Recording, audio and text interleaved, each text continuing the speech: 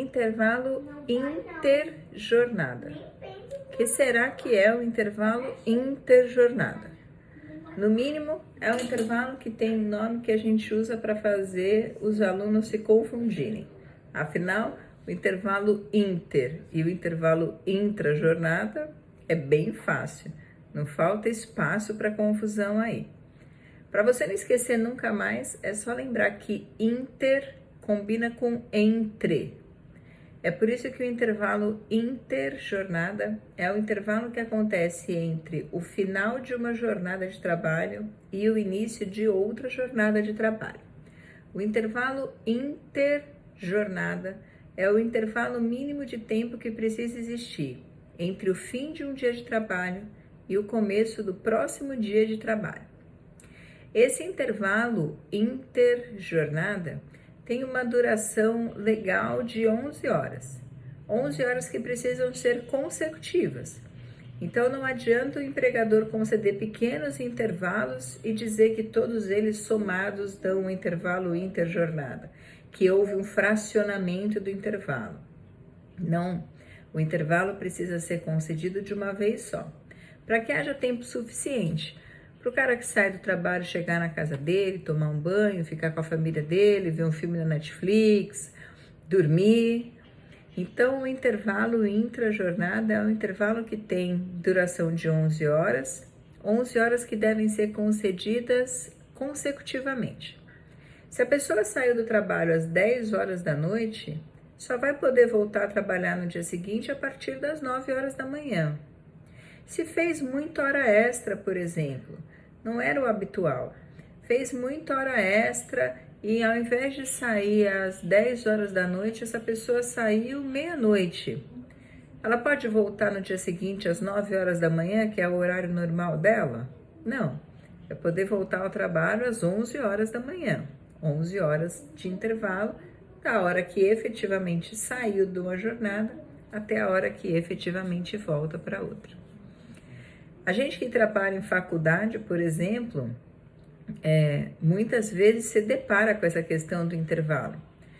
Porque se eu, por exemplo, for convidada para dar uma aula em uma faculdade, o último horário da noite, a aula da noite, que termina por volta das 10 horas da noite, 10 e pouco, eu não posso, na mesma faculdade, dar aula no dia seguinte, à 1ª da manhã, que começa às 7 e pouco da manhã.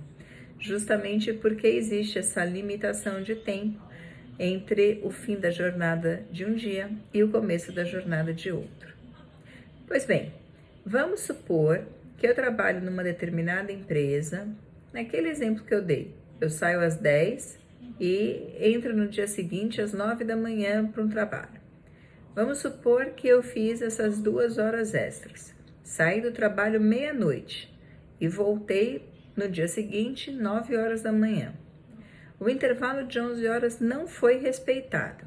O que acontece nesse caso? Bom, a gente aplica nesse caso a mesma lógica que é usada para fins de compensação de um intervalo intrajornada que não foi pago. A gente busca a solução aqui lá no artigo 71 da CLT. Todo o tempo do período interjornada que não foi concedido é pago pelo empregador como hora extra. Então, se eu tinha um intervalo de 11 horas entre um fim de um dia de trabalho e o começo do outro, e num determinado dia só foi dado para mim a oportunidade de descansar por 9 horas, eu tinha direito a 11 e gozei efetivamente de um intervalo de 9, eu vou ter 2 horas adicionais aí. Eu vou receber essas 2 horas, eu tive intervalo até a 9ª hora, a 10ª e a 11ª hora, eu vou receber como hora extra. Hora extra que a gente já sabe que é de no mínimo, que tem um adicional de no mínimo 50%. Então, é uma hora paga mais cara do que a hora normal.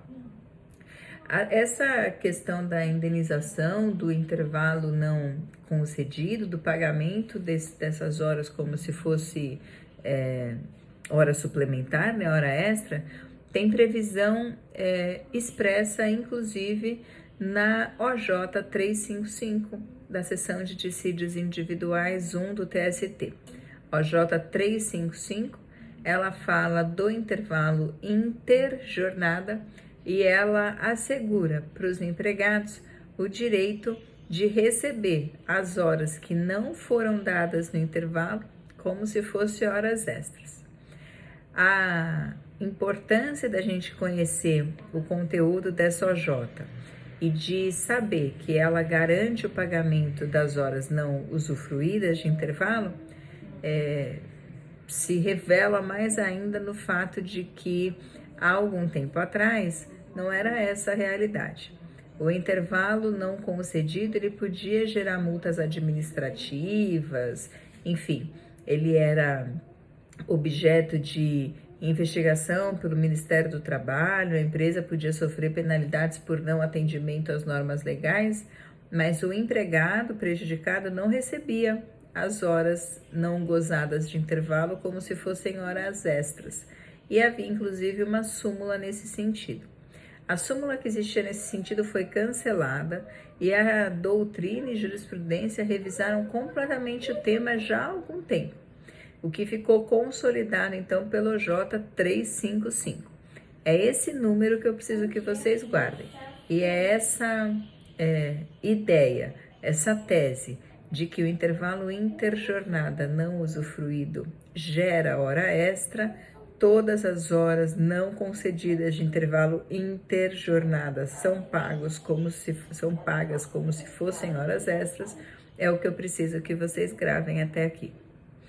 Se vocês tiverem qualquer dúvida em relação a esse assunto, já sabem onde me achar. Um beijo para vocês, tchau, tchau.